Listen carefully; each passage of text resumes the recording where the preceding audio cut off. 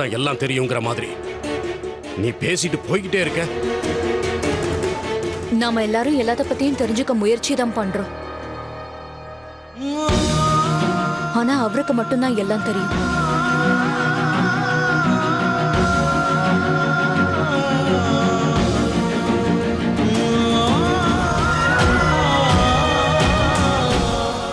ஏன் இந்த மாதிரி பொண்ணுங்களை எல்லாம் இங்க வச்சிருக்கீங்க? அந்த பொண்ணு போட்டிருக்கிற ட்ரெஸ்ஸை பாத்தீங்களா நீங்க? அது இல்ல சார், இந்த மாதிரி மரியாதை தெரியாதவங்களை இந்த அநாத ஆசிரமத்துல வச்சிருக்கீங்கன்னு எனக்கு முன்னாடியே தெரிஞ்சிருந்தா என் பணமும் நேரமும் வீணாயிருக்காது. நான் இந்த ஆசிரமத்துக்கு கொடுக்கிற பணம் ஒண்ணும் சும்மா வருதுன்னு நினைச்சுக்காதீங்க. சீக்கிரமாப்பா, சமையல்லாம் முடிச்சிருப்பாங்க உன் அத்தை. சரி சரி, நீங்க உட்காருங்க. வா வா.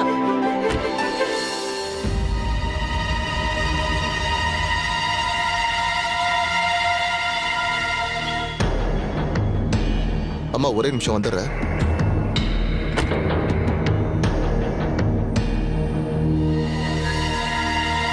இங்க நீ என்ன பண்ணிட்டு இருக்க? அட, நீங்க என் மெசேஜுக்கு ரிப்ளையும் பண்ணல, என் போன் அட்டெண்டும் பண்ணல. சரி, நீங்களே சொல்லுங்க, நான் இப்ப என்ன பண்றது? இந்தா, அப்புறம் திரும்பவும் இங்க வந்துடாத. என்ன இது இம்ரான் மியான்? நான் உங்கள்ட்ட இன்னும் அதிகமான பணம்ல கேட்டேன். எவ்வளவு நாளைக்கு தான் நான் கொடுத்துட்டே இருக்கிறது? உன் ஆசை இப்ப பேராசையா போயிட்டு இருக்கு.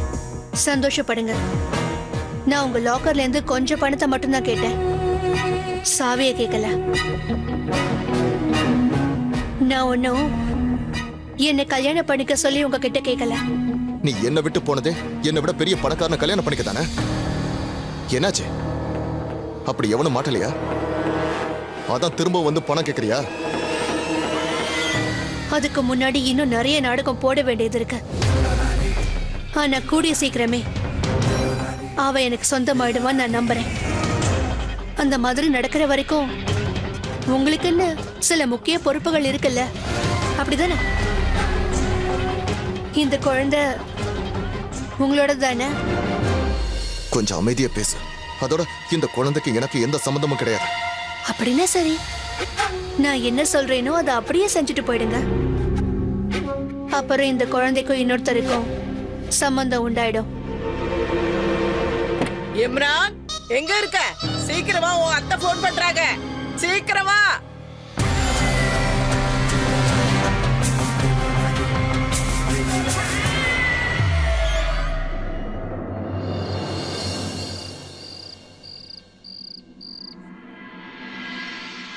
நாம எவ்வளவு சந்தோஷமா இருந்தோம்.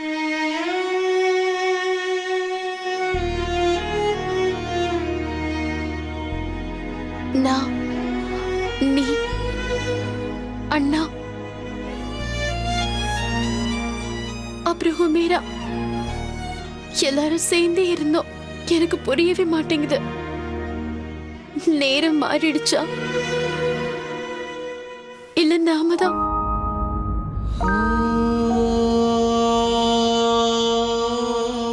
அண்ணா, அண்ணா, ஏதாவது தெரிஞ்சுதா?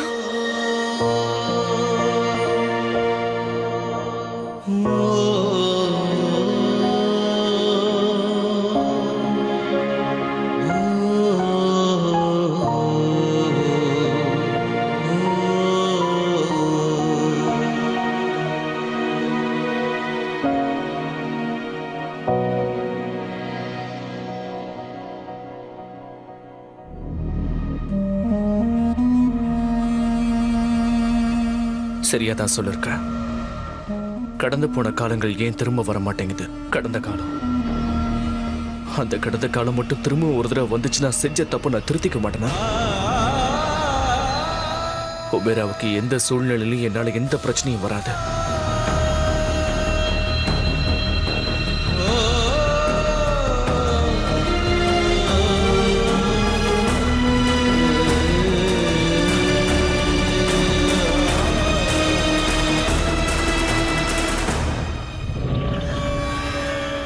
என் பொண்ண நினைச்சா எனக்கு பைத்தியமே பிடிச்சிடும் போல இருக்கு. என் பொண்ணு எங்க போனான்னு எனக்கு தெரியவே மாட்டேங்குது. ரசியா, நான் உமேராவை அவங்க அத்தை ஊருக்கு போற பஸ்ல தான் ஏத்தி அனுப்புனேன். நீ சொன்ன மாதிரி நான் எல்லா ஏற்பாடையும் அப்படியே பண்ணிட்டேன். உன் பொண்ணை தூக்கிட்டு போய் பாதுகாப்பான இடத்துல வைக்க சொல்லிருக்கேன். ஆனா என்னோட ஆளுங்க பஸ்ஸுக்காக காத்துக்கிட்டு இருந்தாங்க. பஸ் வரவே இல்ல. எனக்கு என்ன தெரியும் இடையில பஸ் இப்படி ஆக்சிடென்ட் ஆகும்னு. பில்லோ ராணி, இதுல ஆச்சரியப்பட வேண்டிய விஷயம் என்னன்னா உமேரா அந்த பஸ்லயே இல்ல. நான் ஆக்சிடென்ட்க்கு அப்புறம் விசாரிச்சேன். அவளோட பேரு அந்த பஸ்ல இல்ல. எனக்கு ஒண்ணுமே புரிய மாட்டேங்குது. அவ அந்த பஸ்ல தான் இருந்தான்னா அப்புறம் எங்க போயிருப்பா? ரசியா, ஒருவேளை அவ வழியில இறங்கிருக்கலாம்ல. ஆனா அவ வழியில இறங்கிருக்கிறது உண்மைன்னா அவளை கண்டுபிடிக்கிறது ரொம்ப கஷ்டமாயிடும். அல்லாதான் பாத்துக்கட்டும். அதை நினைச்சாதான் எனக்கு ரொம்ப கவலையா இருக்கு. அந்த ஜோயா பொண்ணு நினைச்சு நான் சந்தோஷப்படுறதுக்கு முன்னாடி என் பொண்ணு உமேரா. கொஞ்சம் இரு.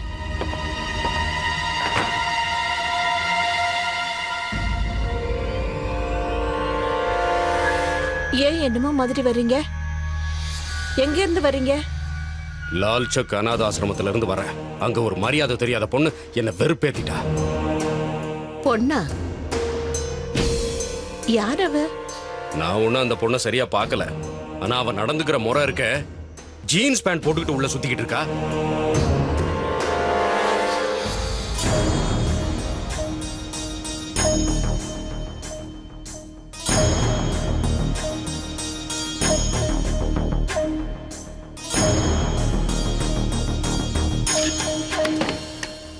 நான் கமிட்டியோட மீட்டிங் போயிட்டு வரேன்.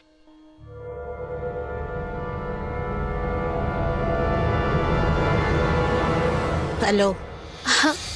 சொல்லு ரசியா, வீட்ல ஏதாச்சும் பிரச்சனையா என்ன? ஆமா பில்லு ராணி, உமேரா காணாம போன உடனே அவளோட அப்பா அவளை தேடி அலைஞ்சுகிட்டு இருக்காரு. அவளோட நினைவாவே இருக்காரு. அவரு இப்ப தன்னோட வேலையெல்லாம் கூட பார்க்காம கவலையோட அலைஞ்சுகிட்டே இருக்காரு. என்ன செய்யறது?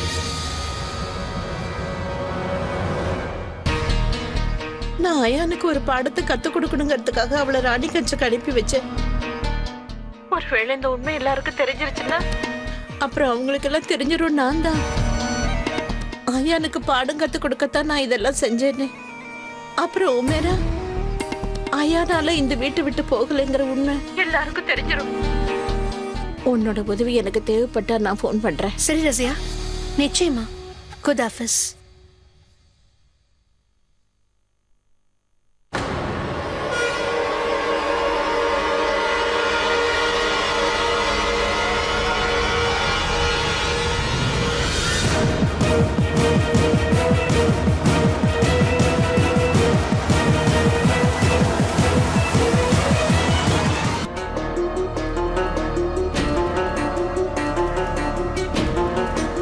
அப்போ இது உன்னோட வேலை தானா? நீயே ஹுமேராவை அனுப்பி வச்சுட்டு அந்த பழிய அயான் மேல போட்டிருக்க. அப்பதான் அயான் இப்ப நடந்ததுக்கு எல்லாம் தான் காரணம் நினைச்சு வாழ்க்கை பூராவும் அவன் குற்ற உணர்ச்சியோட வாழ்ந்திருப்பான். ஆனா நீ நினைச்சத சாதிச்சிருப்ப. உனக்கு ஒண்ணு தெரியுமா ரசியா? அவன் எத்தனை நாள் தூங்காம இருந்திருப்பான், எவ்வளவு கவலையா இருந்திருப்பான்னு. அவன் யார்கிட்டயும் பேசுறது கூட இல்ல. இது எல்லாத்துக்கும் காரணம் நீதான் ரசியா. நீ உன்னோட சூழ்ச்சி வலைய விரிச்சிட்டல்ல, இப்ப நான் என்ன பண்றேன்னு பாரு.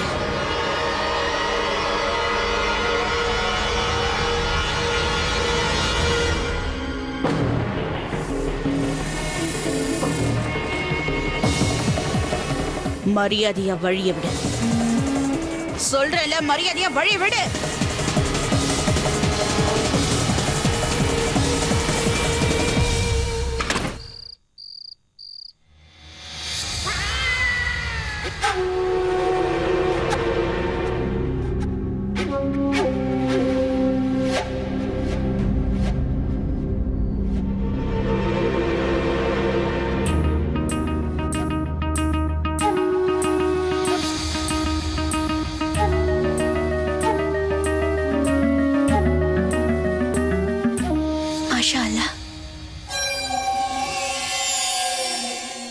இன்னும் கொஞ்ச நாள் தான். அதுக்கப்புறம் நான் உங்களை இப்படி மறைஞ்சிருந்து பார்க்க வேண்டாம்.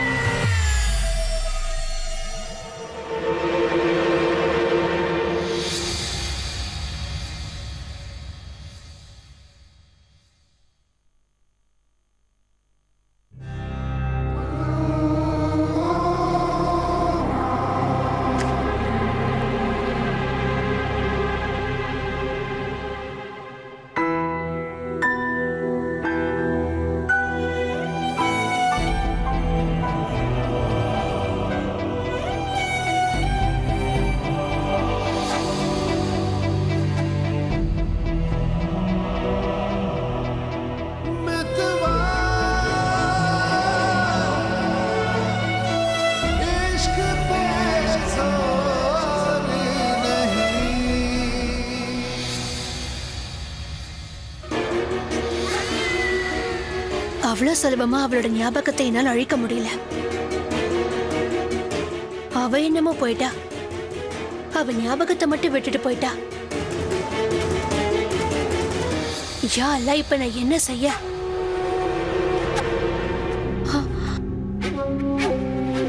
அந்த ஜோயா திரும்பவும் இந்த வீட்டுக்கே வந்துட்டாள்னா?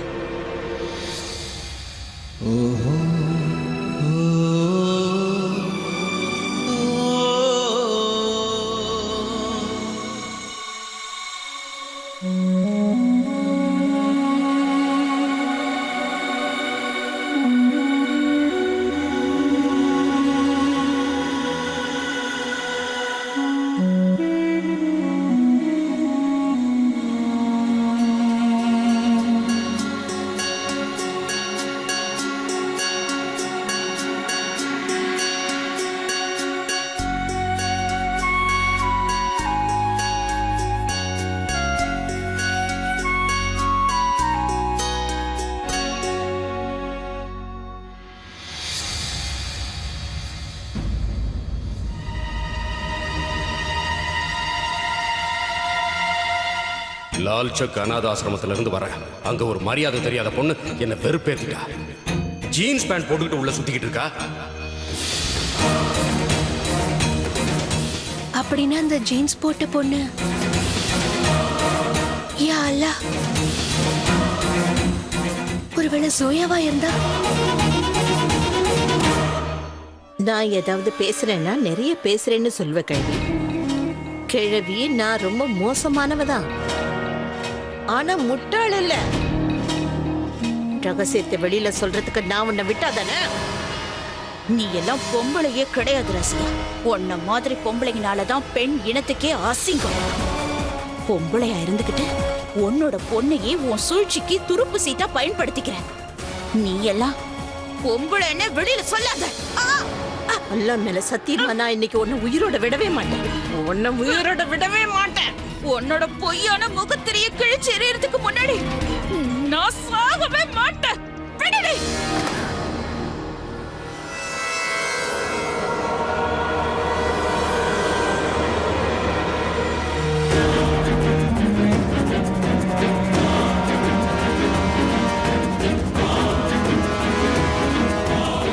அப்படியா?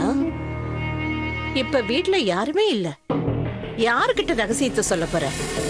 சுவத்துக்கிட்ட பேச போறியா என்ன? நான் இப்பவே போன் பண்ணி எல்லாரையும் கூப்பிடுறேன். இப்பவே கூப்பிடுறேன்.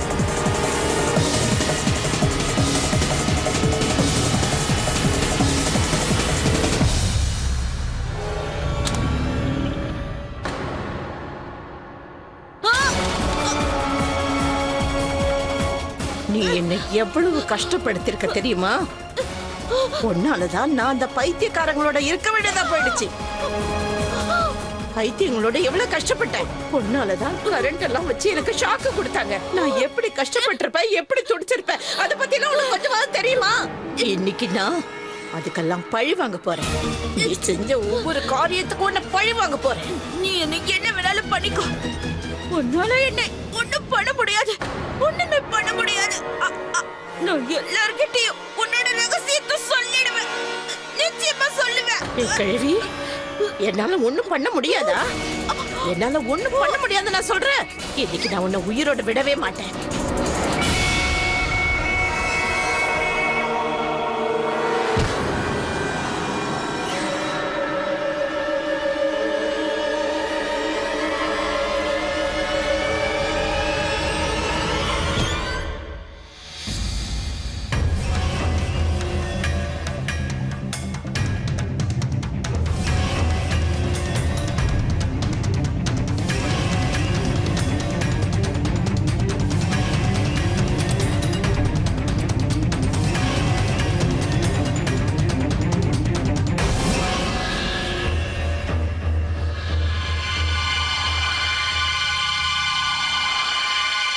கழுவி, ஏய் கழுவி, ஏய் கழுவி.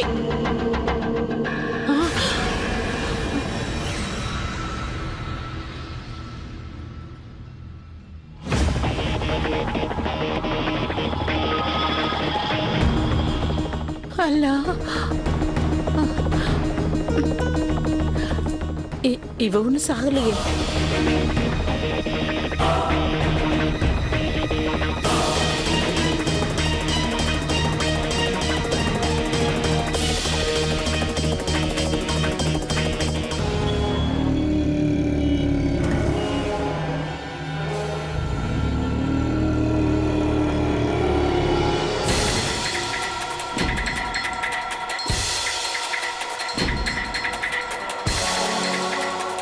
வீட்டுல யாரும் இல்ல. இந்த கிழவிய வெளியில லான்ல மறைச்சு வச்சிடுறேன்.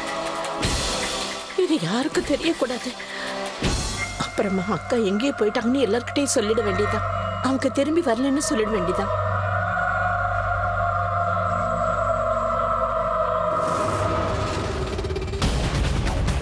யாழ்ல இந்த கிழவி இன்னும் உயிரோட தான் இருக்கா. இவ பொழைச்சுக்கிட்டானா எல்லார்கிட்டையும் உண்மையை சொல்லிடுவா. இவளுக்கு வலிப்பு வந்துருச்சு போல இருக்கே.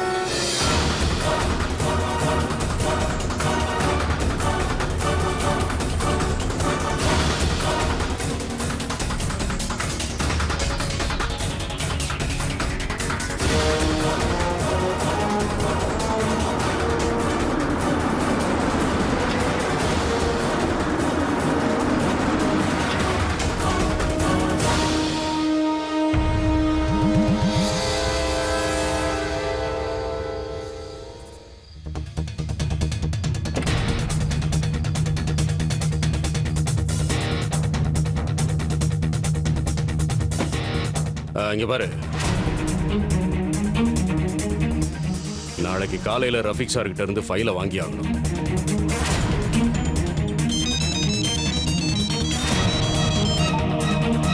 ஹலோ,